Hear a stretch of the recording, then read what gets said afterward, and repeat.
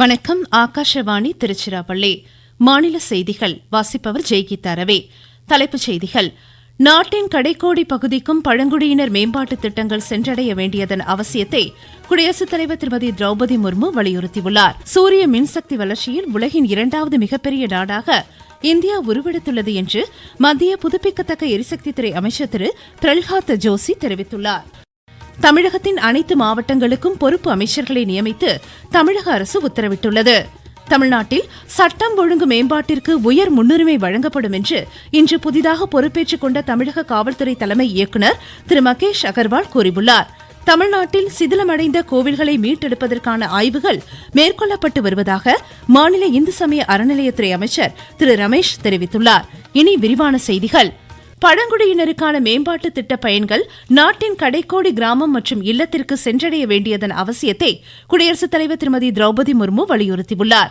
ஒருங்கிணைந்த பழங்குடியினர் தேசிய மாநாட்டை புதுதில்லியில் இன்று தொடங்கி வைத்து பேசிய அவர், அரசின் பல்வேறு திட்டங்கள் குறித்து பழங்குடியின மக்களின் சில பிரிவினருக்கு போதிய விழிப்புணர்வு இல்லை என்று தெரிவித்தார்.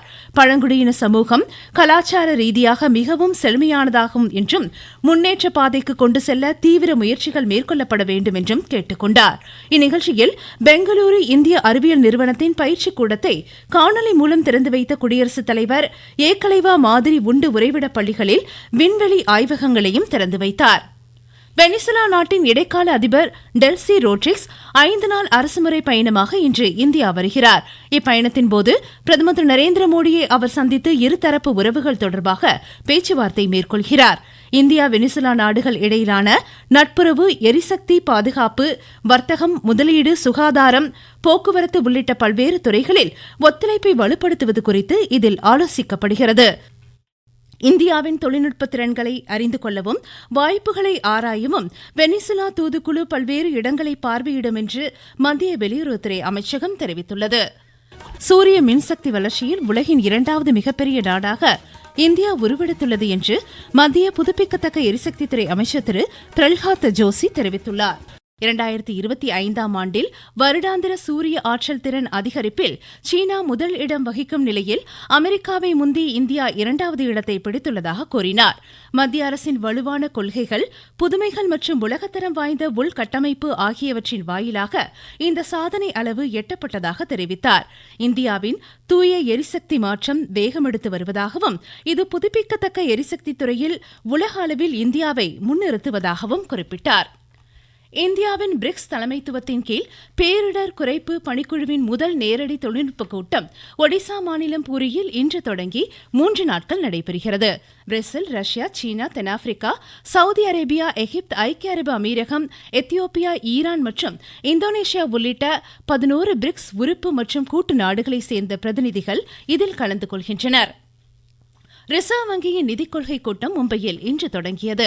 3 நாட்கள் நடைபெறும் இந்த ஆய்வுக் கூட்டத்தில் மேற்காசிய பதற்றத்தால் உலகம் முழுவதும் நிலையற்ற சூழல் காணப்படும் நிலையில் வட்டி விகிதங்களில் மாற்றம் உள்ளிட்டவை குறித்து ஆலோசிக்கப்படுகிறது.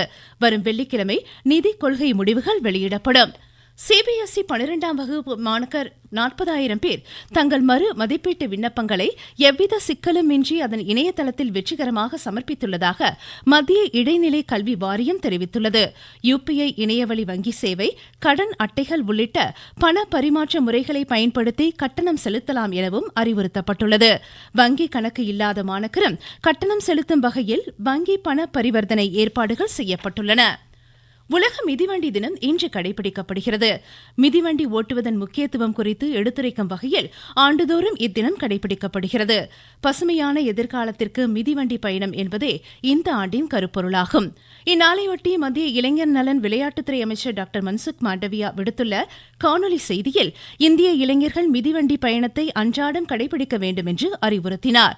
எரிபொருள் பயன்பாட்டை குறைக்க வேண்டும் என்று பிரதமரின் அழைப்பிற்கு ஏற்ப இப்பழக்கம் எரிபொருள் சேமிப்பை ஆதரிப்பது நிலையான சுற்றுச்சூழல் போக்குவரத்திற்கு வழிவகுக்கும் என்றும் கூறினார். கர்நாடக மாநில புதிய முதல்வராக திரு டி.கே. சிவக்குமார் இன்று மாலை பதவியேற்கிறார். ஆளுநர் மாளிகையில் நடைபெறும் நிகழ்ச்சியில் ஆளுநர் திரு தாவர்சந்த் கெலாவட் அவருக்கு பதவி பிரமாணமும் ரகசிய காப்பு பிரமாணமும் செய்து வைக்கிறார். நீங்கள் கேட்டுக்கொண்டிருப்பது ஆகாஷவாணியின் மாநில செய்தி அறிக்கை.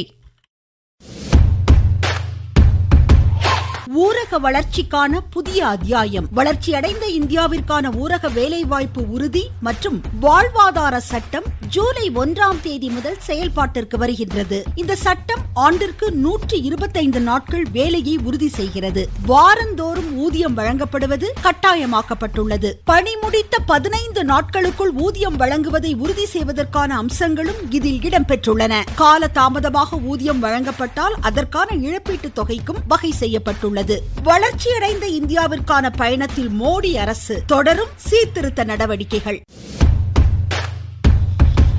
தமிழகத்தில் மாவட்ட வாரியாக வளர்ச்சிப் பணிகளை துரிதப்படுத்தவும் நலத்திட்டங்கள் பொதுமக்களை சென்றடைவதை கண்காணிக்கவும் அனைத்து மாவட்டங்களுக்கும் பொறுப்பு அமைச்சர்களை நியமித்து தமிழக அரசு உத்தரவிட்டுள்ளது. இதன்படி சென்னை மற்றும் திருவண்ணாமலை மாவட்டங்களுக்கு அமைச்சர் திரு ஆதவ் அர்ஜுனாவும், திருச்சி மாவட்டத்திற்கு திரு ரமேஷ், தஞ்சை திரு வினோத், நாமக்கல் திரு லோகேஷ் தமிழ்ச்செல்வன், பெரம்பலூர் திரு ராஜ்மோகன், புதுக்கோட்டை திரு முகமது பர்வேஸ், மதுரை மற்றும் தேனி திரு நிர்மல்குமார், தருமபுரி மற்றும் அரியலூர் திரு ராஜ்குமார், நாகை திரு ஷாஜகான், மயிலாடுதுறைக்கு திரு வெங்கட்ரமணன் உள்ளிட்டோர் நியமிக்கப்பட்டுள்ளனர். தமிழ்நாட்டில் பாழடைந்த கோவில்களை மீட்டெடுத்து பக்தர்கள் தரிசனம் செய்வது குறித்து பல்வேறு கோணங்களில் ஆய்வுகள் மேற்கொள்ளப்பட்டு வருவதாக மாநில இந்து சமய அறநிலையத்துறை அமைச்சர் திரு ரமேஷ் தெரிவித்துள்ளார். காஞ்சிபுரத்தில் இன்று செய்தியாளர்களிடம் பேசிய அவர், மாநிலம் முழுவதும் 3 கால பூஜை நடைபெறுவதை கோவில்களில் பூஜை நடைபெறவும் அன்னதான திட்டத்தை விரிவுபடுத்தவும் நடவடிக்கை எடுக்கப்பட்டு வருவதாக கூறினார். சிறப்பு தரிசன டிக்கெட் நடைமுறையை முறைப்படுத்த ஆய்வு மேற்கொள்ளப்பட்டு மாற்றம் செய்யப்படும் என்றும் அவர் தெரிவித்தார். லட்சக்கணக்கான பக்தர்கள் கலந்து கொள்ளக்கூடிய ஒரு மிகப்பெரிய திருவிழா காஞ்சிபுரத்தில். இங்க அவர்களுக்கு தேவையான அளவிற்கு 100க்கும் மேற்பட்ட காவல்துறை அதிகாரிகள் பணியில் ஈடுபடுத்தப்பட்டிருக்கிறாங்க. தேருக்கு பக்கத்தில் யாரும் வர முடியாதபடி அந்த வீல் ஃபுல் ப்ரொடெக்ஷன்ஸ் பண்ண சொல்லியிருக்கிறோம். தேர் சுற்றி வரக்கூடிய பாதையில 10க்கும் மேற்பட்ட இடங்கள்ல குடிநீர் வசதி செஞ்சு தரப்பட்டிருக்குது. கம்ப்ளீட்டா இந்த தேர் நல்லபடியாக சிறப்பாக சென்று திரும்ப நிலைக்கு வரும் அளவிற்கு எல்லா வசதிகளும் செய்து தரும். எந்தெந்த கோயில்களில் கும்பாபிஷேகம் நடத்தப்படணும், எந்தெந்த கோயில்கள் பாழடைந்த நிலையில் இருக்கிறதோ அந்த கோயில்கள் எல்லாமே கண்டறிந்து அந்த கோயில்களை மீட்டு புனரமைத்து அங்கும் கும்பாபிஷேகம் செய்வதற்கென நடவடிக்கை எடுக்கணும்னு சொல்லி பல்வேறு கோணங்களில் ஆய்வுகள் நடத்திட்டு இருக்கிறோம். தமிழ்நாட்டில் சட்டம் ஒழுங்கு மேம்பாட்டிற்கு உயர் முன்னுரிமை வழங்கப்படும் என்று இன்று புதிதாக பொறுப்பேற்றுக் கொண்ட தமிழக காவல்துறை தலைமை இயக்குநர் திரு மகேஷ் அகர்வால் கூறியுள்ளார். மாநிலத்தில் போதைப் பொருட்கள் பயன்பாட்டை தடுக்கவும், பெண்கள் மற்றும் குழந்தைகளுக்கு எதிரான குற்றங்களை ஒழிக்கவும் அனைத்து நடவடிக்கைகளும் எடுக்கப்படும் என்றார். தமிழகத்தில் பயறு வகைகள் பதப்படுத்தும் நிலையங்கள் அமைக்க உழவர் உற்பத்தியாளர் நிறுவனங்களுக்கு 25 லட்சம் ரூபாய் வரை மானியம் வழங்கப்பட உள்ளதாக மாநில வேளாண் அமைச்சர் திரு வினோத் தெரிவித்துள்ளார். சென்னையில் இன்று அவர் வெளியிட்ட அறிக்கையில், பயறு வகைகளில் தன்னிறைவுக்கான இயக்கத்தின் கீழ் அதனை அமைக்க ஆர்வமுள்ள தொகுப்பு அளவிலான கூட்டமைப்புகள் தொடக்க வேளாண் கூட்டுறவு சங்கங்கள், தனிநபர்கள் ஆகியோர் இத்திட்டத்தில் பயன்பெறலாம் என்று கூறியுள்ளார். விருப்பமுடையோர் வரும் 12ஆம் தேதிக்குள் மாவட்ட வேளாண் அலுவலகங்களை அணுகுமாறு அறிவுறுத்தினார். முன்னாள் முதலமைச்சர் கருணாநிதியின் 103வது பிறந்த நாள் இன்று கொண்டாடப்படுகிறது. இதையொட்டி முதலமைச்சர் திரு விஜய் வெளியிட்டுள்ள செய்தியில், தமிழ் மொழி, இலக்கியம், திரைத்துறை, அரசியல், ஆட்சி நிர்வாகம், மாநில உரிமைகள் போன்றவற்றில் அன்னாரது பங்களிப்பை நினைவு கூறுவதாக தெரிவித்துள்ளார். சென்னை மெரினா கடற்கரையில் அன்னாரது நினைவிடத்தில் தமிழக அரசின் சார்பில் மாநில அமைச்சர் திரு ராஜ்மோகன், திமுக தலைவர் திரு மு.க. ஸ்டாலின் உள்ளிட்டோர் மரியாதை செலுத்தினர். திருச்சி கிழக்கு தொகுதி இடைத்தேர்தலை நடத்துவதற்கான முன்னேற்பாட்டு பணிகளை மாவட்ட நிர்வாகம் முடுக்கிவிட்டுள்ளது. இத்தொகுதியில் பயன்படுத்தப்பட்ட உள்ள வாக்குப்பதிவு இயந்திரங்கள் முதற்கட்ட சரிபார்ப்பு பணியினை மாவட்ட ஆட்சியர் திரு பிரதீக் தயாள் தொடங்கி வைத்து பார்வையிட்டார்.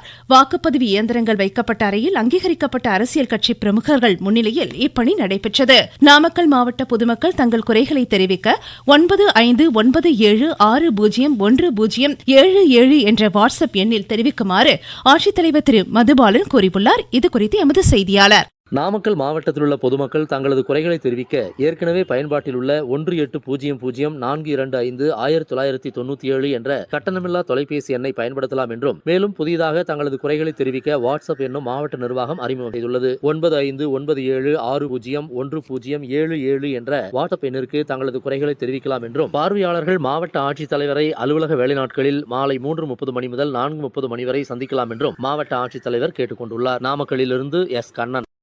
கேரளாவில் தென்மேற்கு பருவமழை நாளை தொடங்க வாய்ப்புள்ளதாக சென்னை வானிலை ஆய்வு மையம் தெரிவித்துள்ளது.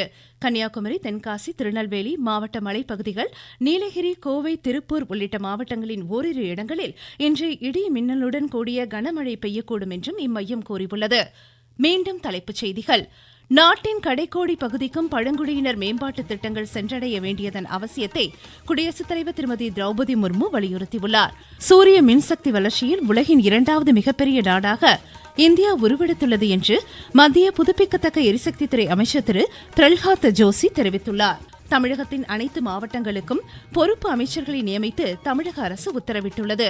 தமிழ்நாட்டில் சட்டம் ஒழுங்கு மேம்பாட்டிற்கு உயர் முன்னுரிமை வழங்கப்படும் என்று இன்று புதிதாக பொறுப்பேற்றுக் கொண்ட தமிழக காவல்துறை தலைமை இயக்குநர் திரு மகேஷ் அகர்வால் கூறியுள்ளார். தமிழ்நாட்டில் சிதிலமடைந்த கோவில்களை மீட்டெடுப்பதற்கான ஆய்வுகள் மேற்கொள்ளப்பட்டு வருவதாக மாநில இந்து சமய அறநிலையத்துறை அமைச்சர் திரு ரமேஷ் தெரிவித்துள்ளார்.